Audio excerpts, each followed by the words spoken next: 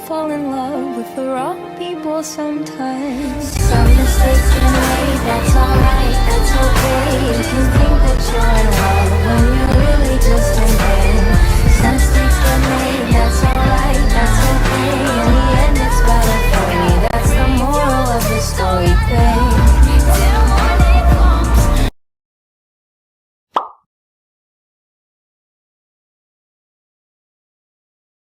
15 years ago, Emma had the misfortune of meeting Dave. She was new to riding the bus to school and didn't happen to know anyone, so she sat by herself. She could feel someone was watching her from behind, so she turned a couple times to look, and that's when she saw Dave. He had brown curly hair and turned away every time she caught him staring. He told Emma she had nice hair and he liked her t-shirt. He asked right off the bat if she would be his girlfriend. Emma said absolutely not. She didn't even know him and his creepy staring made her uncomfortable. Well, Emma had pointed him out to a few people in school and everyone she talked to said he was the nicest person they'd ever met and just a bit of an odd duck. Next thing she knows, Dave had joined her photography class and after-school programs. She saw him around every corner and in every hallway of the school. He started popping up to try and hug Emma and tickle her. When she found out he was telling people he was her boyfriend, Emma knew she needed to put her foot down. He kept asking for hugs, and she refused. And that's when things took a turn. Suddenly, anonymous notes were popping up in Emma's locker. Most of the notes said, "always," and nothing else. Some had longer declarations of love. The simplicity of the message gave her chills, and it had to be Dave. Her suspicions were confirmed when pictures of herself began showing up along with the notes. The pictures were all taken from a slight distance, and she finally got scared. One Sunday afternoon, as Emma was watching TV in her bed, she heard Dave's voice next to the bedroom window.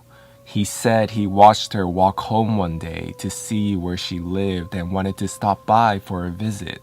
He said he knew she wouldn't let him in, so he figured he'd just stop by the window to talk. He quickly left, but now it got serious and adults needed to be involved. Emma's mom thought she was exaggerating. She acknowledged the notes and pictures as weird, but nothing other than a serious infatuation. So, Emma went to Mr. K, who also had Dave as a student, and noticed some of his obsessive behavior and didn't doubt her story for a moment. He spoke to Dave's guidance counselor, and they both sat down with him, telling him that he was making Emma uncomfortable and to stop.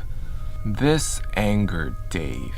He stormed up to her in the lobby of the school with a glass rose in his hand and threw it at the wall behind her. He screamed in Emma's face about how she had broken his heart just like the rose. Mr. K had to break up the situation, and a few days later, he dropped out of school and Emma went 8 years without seeing Dave. Emma was craving some mac and cheese one day and hit up a popular spot in town to grab some to go. She looked behind the counter and there's Dave. Emma had no idea he was working there and debated leaving for a moment. Middle school was so long ago and she hadn't heard from him since that day in the lobby. Surely this guy cannot still have this obsession with Emma. It was a huge relief when another register opened and a young woman took her order. She wondered if he was even mortified and didn't want to interact. Well, Dave seemed to take Emma's visit as a sign that she was ready to love him. Emma got a friend request from him that night and immediately deleted it. A few nights later, she's getting home and walking on the street when she sees that someone is standing on the side of her house. She gets into the house quickly, locks everything, and watches. And then she sees him, his curly brown hair. Emma called the police and reported this, but of course, there wasn't much they could do. There was no proof, and he hadn't approached her or tried to get in. They did agree to keep someone on lookout in the area, and she had police patrolling more than usual the following nights. But eventually, the police patrol died down, and that's when the late-night knocking began. She could hear it softly on windows and occasionally on the back door, but never dared to answer or get close enough to look. It wasn't every night, maybe 2 or 3 nights a week. The police never seemed to be close enough in the area when it happened, so they couldn't catch him. A couple weeks after the knocking began, Emma received an envelope wedged into the screen door, full of the creepy candid pictures from middle school and another note that said, "Always."